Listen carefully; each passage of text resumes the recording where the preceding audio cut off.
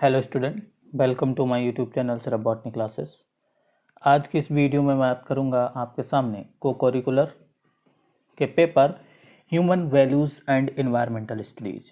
ये paper BSc third semester, BA third semester और UG के मोस्टली थर्ड सेमेस्टर में human values and environmental studies as a cocurricular दिया गया है। ठीक है, तो इसके पार्ट 1 में हम 20 क्वेश्चन डिस्कस कर चुके थे। आज हम नंबर ऑफ क्वेश्चन 55 डिस्कस करेंगे पार्ट 2 में। ठीक है, तो ये क्वेश्चन जो होंगे वो इम्पोर्टेंट होंगे, तो इनको अच्छे से पढ़ लेना, अच्छे से रिवीजन कर लेना। ठीक है, जैसे कि हमने क्वेश्चन में जो रेड से हाईलाइट कर रखे हैं वो उनके राइट आंसर दे रखे हैं। तो यहाँ पर जैसे कि क्वेश्चन नंबर फर्स्ट है, the term ecosystem was first proposed by, तो इसका राइट आंसर क्या है? एजी टेंसले। चार्ल्स डार्विन दे रखा है, ईपी ओडम दे रखा है, कार्सन दे रखा है। ठीक है, लेकिन जो टर्म इकोसिस्टम था वो किसने दिया था? एजी टेंसले ने दिया था। ठीक है, तो जो इकोसिस्टम होते हैं तो इकोसिस्टम में कई सारे फैक्टर होते हैं। एबायोटिक फैक्टर होते हैं और बायोटिक फैक्टर होते हैं। ठीक है, बायोटिक फैक्टर में हमारे आ जाते हैं प्रोड्यूसर, ये पूछ लिए जाते हैं क्वेश्चन, प्रोड्यूसर, कंज्यूमर, ठीक है, और डिकम्पोजर। ठीक है, तो जो प्रोड्यूसर होते हैं जब हम ट्रॉफिक लेवल आगे बताएंगे तो वहां पर डिस्कस करेंगे। तो ये याद रखना, इकोसिस्टम में दो फैक्टर हैं, abiotic factor, biotic factor. Abiotic factor में जैसे H2O है, एयर है, टेम्परेचर है, ठीक है, या सनलाइट है, ये सारी चीज़ें क्या हैं? एबायोटिक फैक्टर में। बायोटिक फैक्टर में प्रोड्यूसर जैसे कि प्लांट्स जो सनलाइट से अपना भोजन बनाते हैं, प्रोड्यूसर हो गए। ठीक है, कंज्यूमर जो हर प्रोड्यूसर्स को खाते हैं, या कंज्यूमर कई लेवल में, primary consumer, secondary consumer, tertiary consumer, तो इनके सारे भी हम डिस्कस करेंगे आगे चल के। ठीक है, तो यहाँ से ये हो सकता है। ठीक है, तो एजी टेंसले ने इकोसिस्टम टर्म दी थी। विच of the following is not a characteristics of an ecosystem, एक इकोसिस्टम का कौन सा यहाँ पर विशेषता नहीं है? तो जैसे यहाँ पर एनर्जी फ्लो एक इकोसिस्टम की करेक्टर है, इकोसिस्टम का न्यूट्रिएंट साइकिल भी है, सेल्फ रेगुलेशन भी है, unlimited resource availability is not character of an ecosystem, एक इकोसिस्टम का ये करेक्टर नहीं हो सकता क्योंकि वहाँ पर अनलिमिटेड रिसोर्स अवेलेबिलिटी नहीं हो सकती। तो राइट आंसर यहाँ पर डी। ठीक है, अगला क्वेश्चन है, the second trophic level is in a food chain is occupied by. तो हम अभी बात कर रहे थे ट्रॉफिक लेवल की, तो हम जब ट्रॉफिक लेवल देखते हैं इस तरह से आपने देखे होंगे, पिरामिड शेप स्ट्रक्चर होते हैं। ठीक है, तो वहाँ पर ट्राइंगल में जो दिखाते हैं जैसे कि यहाँ पर अगर प्लांट्स हैं इनको बोलते हैं प्रोड्यूसर, यहाँ पर प्लांट्स हैं, यहाँ पर प्रोड्यूसर हैं। ठीक है, तो इसे बोल देते हैं प्राइमरी,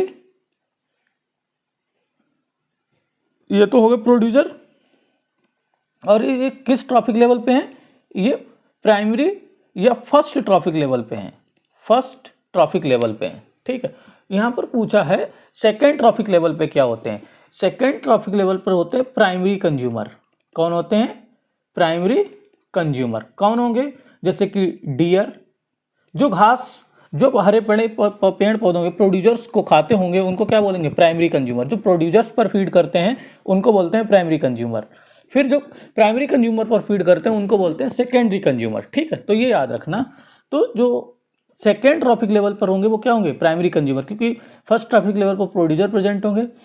प्रोड्यूसर के बाद आता है जो प्रोड्यूसर पर फीड करते हैं वो आते हैं प्राइमरी कंज्यूमर में। ठीक है, वो प्राइमरी कंज्यूमर कहाँ होंगे? सेकेंड ट्रॉफिक लेवल पे होंगे। ये चीज़ समझ आ गई? तो राइट आंसर इसका यहाँ पे हो गया बी। अगला क्वेश्चन है, which ecological pyramid can be inverted. तो देखो यहाँ पे एनर्जी का पिरामिड जो होता है वो ऑलवेज क्या होता है? अपराइट होता है, ऑलवेज सीधा होता है। जैसे मान लो यहाँ पे है, ठीक है, तो यहाँ पे प्रोड्यूसर होंगे, तो सनलाइट से यहाँ से एनर्जी कहाँ से आएगी? हमेशा एनर्जी कहाँ से आती है? सनलाइट से आ रही है। ठीक है, क्योंकि प्रोड्यूसर्स जो खाना बना रहे हैं वो कहाँ से बना रहे हैं? सनलाइट से बना रहे हैं। तो इसका जो एनर्जी का सोर्स सबसे ज़्यादा सनलाइट से आ रहा है। ठीक है, तो सनलाइट से फिर क्या है? प्रोड्यूसर से प्रोड्यूसर, फिर कंज्यूमर, कंज्यूमर से फिर डिकम्पोजर तक। ठीक है, तो ऑलवेज जो एनर्जी का पिरामिड होता है वो तो अपराइट होता है। ये आ सकता है। ऑलवेज अपराइट पिरामिड किसका होता है? अपराइट पिरामिड ऑलवेज एनर्जी का होता है। तो pyramid of biomass, pyramid of numbers जो हैं वो अपराइट भी हो सकते हैं और इन्वर्टेड भी हो सकते हैं। तो यहाँ पर राइट आंसर हो जाएगा डी। ठीक है, नेक्स्ट क्वेश्चन है the major source of energy. अभी जैसे हम बात कर रहे थे, जो मेजर सोर्स है एनर्जी का वो कौन है? सनलाइट है। ठीक, इसके बाद विच of the following gases contributes most of the green house effects. तो कार्बन डाइऑक्साइड है वो सबसे ज़्यादा कंट्रीब्यूट करती है किसमें? ग्रीन हाउस इफेक्ट में। इसी की वजह से टेम्परेचर बढ़ता है। ठीक है, बायोजियोकेमिकल साइकिल्स मेनली इन्वॉल्व, किस में इन्वॉल्व होती है? बायोजियोकेमिकल साइकिल में हमारा क्या होता है? न्यूट्रिएंट सर्कुलेशन, जैसे कि कार्बन साइकिल है, वाटर साइकिल है, नाइट्रोजन साइकिल है, ये सारी चीज़ें क्या है? न्यूट्रिएंट्स के सर्कुलेशन के लिए जो बायोजियोकेमिकल साइकिल्स होती हैं वो कुछ सॉलिड फॉर्म में हो सकती हैं, कुछ गैसियस फॉर्म में भी हो सकती है। ठीक है, कुछ सेमी सॉलिड फॉर्म में, जैसे कि फास्फोरस की साइकिल होती है वो सेमी सॉलिड फॉर्म में भी हो जाती है। ठीक, तो ये सारी चीज़ें यहाँ पे हैं। तो बायोजियोकेमिकल साइकिल्स जो होती हैं वो न्यूट्रिएंट सर्कुलेशन की वजह से होती हैं। ठीक, अगला क्वेश्चन है the major reservoir of nitrogen in the nitrogen cycle. Nitrogen cycle में मेजर जो नाइट्रोजन का रिजर्वायर होता है वो कौन होता है? एटमॉस्फेयर होता है। ठीक है, which process convert atmospheric nitrogen into ammonia. इसमें से कौन सी प्रोसेस जो है वो एटमॉस्फेरिक नाइट्रोजन को अमोनिया में कन्वर्ट कर रही है? वो है नाइट्रोजन फिक्सेशन, राइट आंसर। ठीक है, विच of the following is primary pollutants. Primary pollutants कौन है? प्राइमरी पोल्यूटेंट्स है हमारा कार्बन मोनोऑक्साइड, ओजोन और पैन जो भी हैं ये सेकेंडरी पोल्यूटेंट्स हैं। क्वेश्चन पूछ सकते हैं सेकेंडरी पोल्यूटेंट्स। ठीक है, जो प्राइमरी पोल्यूटेंट्स बनते हैं वो सेकेंडरी पोल्यूटेंट्स। तो कार्बन मोनोऑक्साइड्स क्या है? प्राइमरी पोल्यूटेंट्स है यहाँ पर। ठीक है, अगला क्वेश्चन है the phenomena of nutrients enrichment in water bodies is called. जब न्यूट्रिएंट एनरिचमेंट हमारा कहाँ होने लगता है? वाटर बॉडीज में होने लगता है, तो उसे बोलते हैं हम यूट्रोफिकेशन। बहुत अच्छा कॉन्सेप्ट है। इसी प्रकार हमारा बायोमैग्निफिकेशन है, जब हायर ट्रॉफिक लेवल पर किसी चीज़ का कंसंट्रेशन अमाउंट बढ़ने लगता है। जब टॉप कार्निवोर पर या टॉप कंज्यूमर में, जो सबसे ऊपर होता है ट्रॉफिक लेवल में, टॉप ट्रॉफिक लेवल पे होता है, यहाँ पे होगा, उसमें जब कोई चीज़ इकट्ठी होने लगती है उसी को बोलते हैं बायोमैग्निफिकेशन। ठीक है, बायोरेमिडिएशन क्या है? बायोरेमिडिएशन जब हम बायोलॉजिकल एजेंट्स का यूज कहाँ करते हैं? बायोलॉजिकल एजेंट्स का यूज ऑयल को डिग्रेड करने में या किसी भी पोल्यूटेंट्स को डिग्रेड करने में हम जब यूज करते हैं तो उसी को बोला जाता है बायोरेमिडिएशन। ठीक है, तो इसमें हम फाइटो रेमिडिएशन भी बोलते हैं समटाइम, क्योंकि यहाँ पर माइक्रो ऑर्गेनिज्म का भी यूज किया जाता है, प्लांट्स का भी यूज किया जाता है हैवी मेटल्स को इकट्ठा करने के लिए। ठीक है, हैवी मेटल्स एक्यूमुलेट करने लगते हैं प्लांट्स, तो इसीलिए उनको हम बोलते हैं बायोरेमिडिएशन। ठीक है, इसके बाद which heavy metal cause Minamata disease. Mercury जो है वो मिनीमाटा डिजीज काज करता है, राइट आंसर इसका बी हो जाएगा। ठीक, इसके बाद the main cause of ozone layer depletion is, जो क्लोरोफ्लोरोकार्बन होता है जिसे CFC बोलते हैं, chlorofluorocarbon is the main cause of ozone depletion. The Stockholm conference on environment was held in 1972। जो ये कॉन्फ्रेंस कब हुई थी? 1972 में हुई थी। इसके बाद हम बात करेंगे विच ऑर्गेनाइजेशन पब्लिश द ब्रूंटलैंड रिपोर्ट। कौन सी ऑर्गेनाइजेशन ब्रूंटलैंड रिपोर्ट जो होती है वो पब्लिश करती है? तो यह है world commission on environment and development, right answer इसका हो जाएगा सी। ठीक है, सस्टेनेबल डेवलपमेंट मेनली एम्फेसाइज, तो यह present need without harming future needs. Sustainable development का मतलब है present needs without harming future needs. जो हमारी जो वर्तमान में ज़रूरतें वो भी पूरी होते रहें और फ्यूचर में जो आवश्यकता होगी उसमें कोई भी हानि ना होनी चाहिए। मतलब फ्यूचर जनरेशन है उसके लिए भी हमारे सोच कर चीज़ों को यूज करना चाहिए जिससे आने वाली जनरेशन में कोई हानि ना हो। ठीक, इसी को बोलते हैं सस्टेनेबल डेवलपमेंट। ठीक, तो राइट आंसर हो जाएगा सी।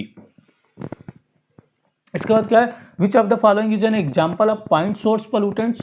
फैक्ट्री इफ्लुएंट्स पाइप्स, जो फैक्ट्रियों के पाइप से जो हमारा जो ऑयल सिक्रीट होता है या कोई भी पोल्यूटेंट सिक्रीट होता है उसी को पॉइंट सोर्स पोल्यूशन बोलते हैं। ठीक है, तो राइट आंसर हो जाएगा इसका B.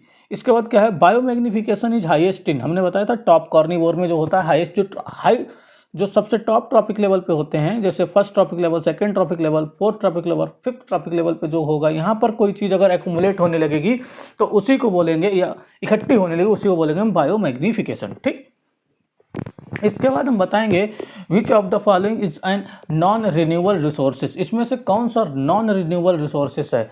Coal is a non renewable resources. ठीक है, कोल यहाँ पे क्या है?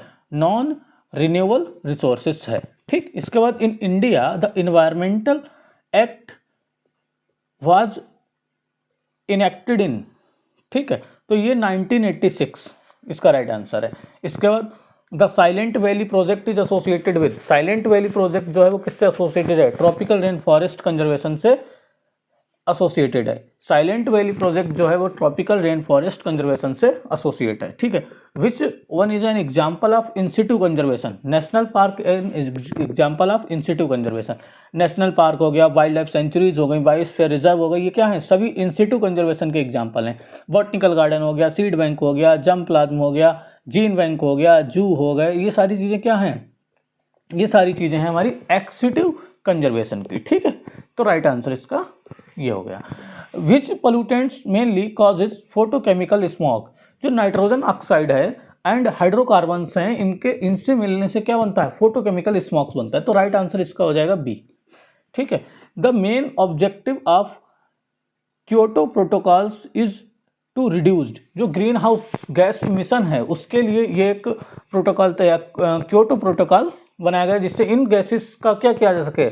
इमिशन को रिड्यूस किया जा सके। ठीक है, इसके बाद which biome has the highest biodiversity? तो ट्रॉपिकल रेन फॉरेस्ट जो होता है, जैसे कि अगर तुमने अर्थ पढ़ा हो, ग्लोब का ग्लोब स्ट्रक्चर देखो, तो यहाँ पे ये इक्वेटोरियल लाइन होती है जो 0 डिग्री होती है, इसके 23.5 डिग्री पर क्या होता है? ये होता है ट्रॉपिकल जोन। और ये ट्रॉपिकल जोन पर क्या होता है? प्रेसिपिटेशन भी ज़्यादा होता है, टेम्परेचर भी ज़्यादा होता है। तो यहाँ पर जो है बायोडाइवर्सिटी ज़्यादा देखने को मिलती है। क्या देखने को ज़्यादा मिलती है? बायोडाइवर्सिटी इन जोन्स में हमें ज़्यादा देखने को मिलती है। इसके ऊपर होते हैं सब ट्रॉपिकल जोन्स, ये वाले जो जोन्स होते हैं ये क्या होते हैं? सब ट्रॉपिकल जोन। ये क्या होते हैं? पोल होते हैं। ठीक है, इन पर सबसे कम बायोडाइवर्सिटी देखने को मिलती है। सबसे ज़्यादा कहाँ मिलती है? ट्रॉपिकल जोन में देखने को मिलती है। तो राइट आंसर इसका हो जाएगा हमारा सी। ठीक, noise pollution is measured in, noise pollution को किस में मेजर किया जाता है? डेसिबल में मेजर किया जाता है। ठीक, इसके बाद the biological oxygen demand indicates organic pollution level. जो बायोलॉजिकल ऑक्सीजन डिमांड है वो ऑर्गेनिक पोल्यूशन लेवल को क्या करती है? इंडिकेट करती है। ठीक है, the concept of carrying capacity refers to, जो कैरिंग कैपेसिटी कॉन्सेप्ट है उसका मतलब होता है कि maximum population and environment can sustain.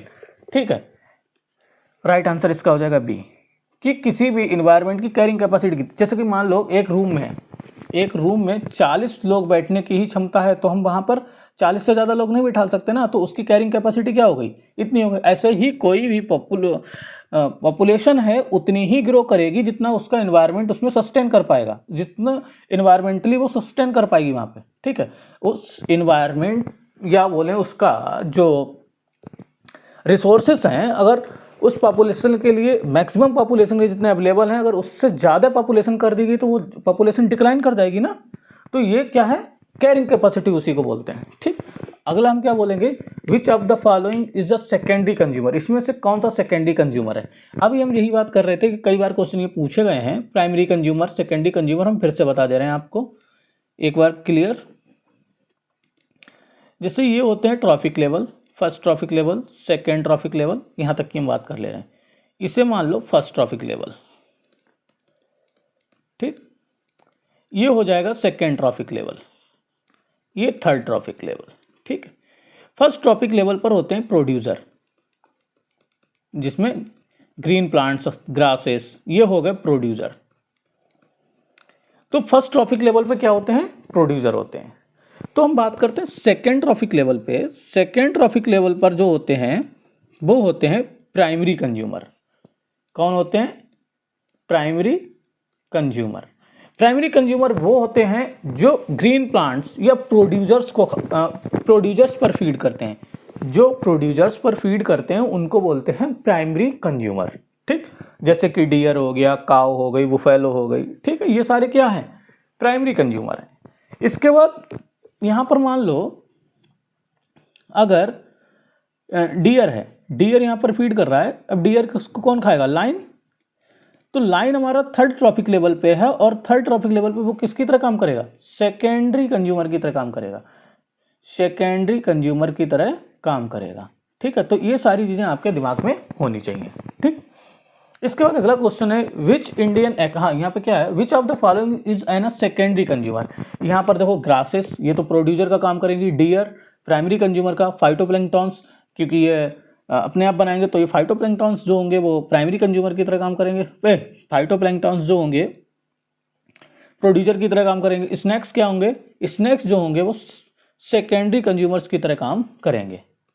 किसकी तरह काम करेंगे? सेकेंडरी कंज्यूमर्स की तरह काम यहाँ पर करेंगे। ठीक, इसके बाद क्या है, which Indian act is related to air pollution control. तो यहाँ पर air prevention and control of pollution act जो है वो एयर पोल्यूशन के लिए है। ठीक, इसके अगला क्वेश्चन है ecological succession occurring on bare rock is called.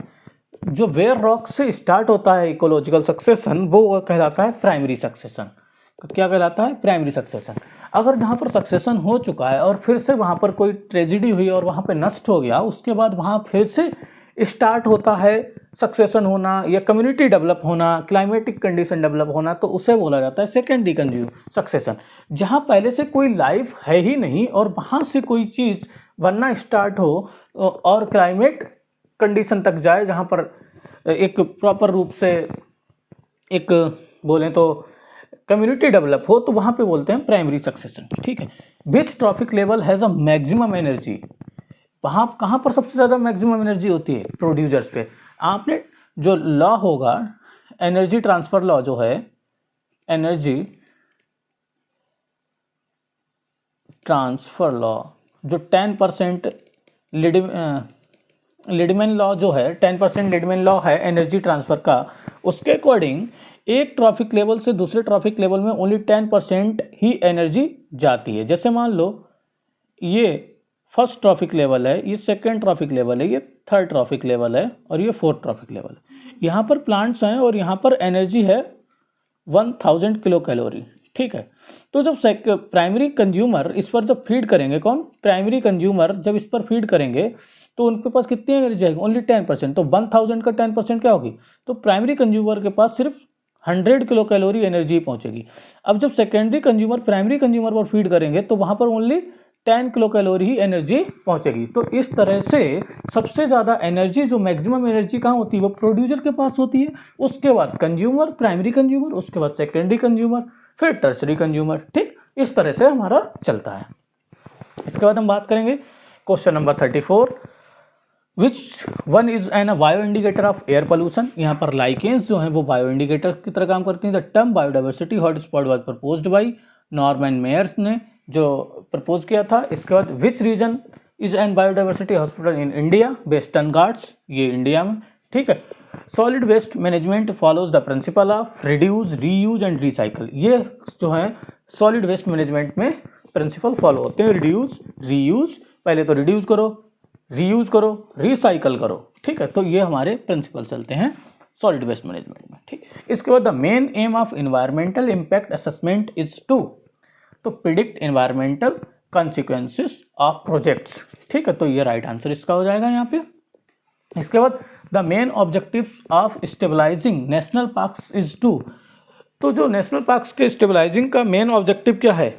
एक तो इकोसिस्टम कंजर्व करना और स्ट्रिक्ट प्रोटेक्शन बनाना, स्ट्रिक्ट प्रोटेक्ट करना और इकोसिस्टम कंजर्व करना, ये हमारा क्या है?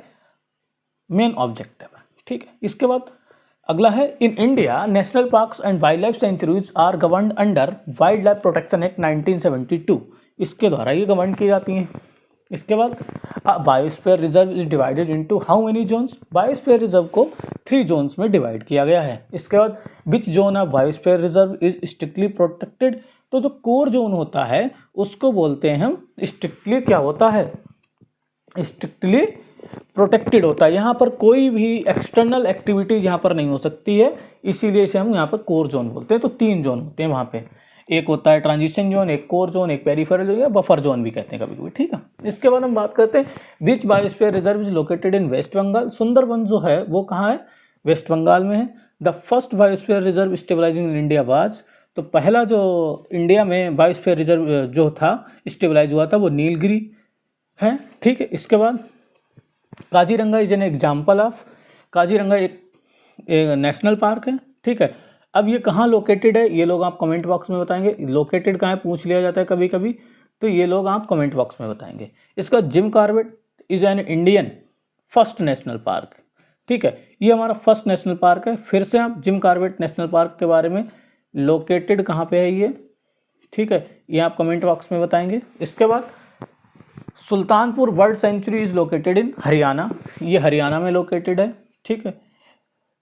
Periyar is well known as wild life sanctuary and national park, biosphere reserve नहीं, वाइल्ड लाइफ सेंचुरी के रूप में भी जानी जाती है और नेशनल पार्क के रूप में, तो राइट आंसर इसका डी हो जाएगा।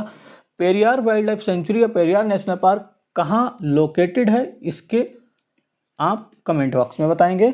इसके बाद silent valley national park is located in Kerala, ठीक है। Bandipur national park is located in Karnataka, ठीक। इसके बाद Nanda Devi biosphere reserve located in Uttarakhand. इसके बाद Keoladeo Ghana national park is famous for, ये माइग्रेटरी बर्ड्स के लिए हमारा फेमस है, ठीक है। इसके बाद मानस इज क्लासिफाइड एज, मानस को national park and biosphere reserve के रूप में क्लासिफाई किया गया है। Which national park is associated with one horn rhinos, जो काजीरंगा नेशनल पार्क है वो वन हॉर्न राइनोस होते हैं उनके लिए क्या है, एसोसिएटेड है, उससे एसोसिएटेड है। ये कहाँ लोकेटेड है, फिर से आप इसे हमें कमेंट बॉक्स में बताएंगे, ठीक है। इसके बाद Dudhwa national park is located in, you know very well, it is located in Uttar Pradesh, कभी कभी लखीमपुर खीरी भी आ सकता है, तो ये उत्तर प्रदेश के लखीमपुर खीरी में लोकेटेड है। इसी प्रकार हम नेक्स्ट पार्ट लेके आएंगे एनवायरमेंटल स्टडीज और ह्यूमन वैल्यूज के कोकरिकुलर का, ठीक है। तो इसमें जो मोस्टली हमने क्वेश्चन जो कवर किए हैं वो एनवायरमेंटल स्टडीज से हैं। इसका पीडीएफ आपको मेरे डिस्क्रिप्शन बॉक्स में लिंक मिल जाएगी, आप वहां से ले लेना और इन क्वेश्चन को प्रैक्टिस करना। मे भी चांस 100% चांस है क्वेश्चन यहीं से बनेंगे, इसी तरह के बनेंगे, तो आप अच्छे से समझें, चीज़ों को लगाएं। Thank you students.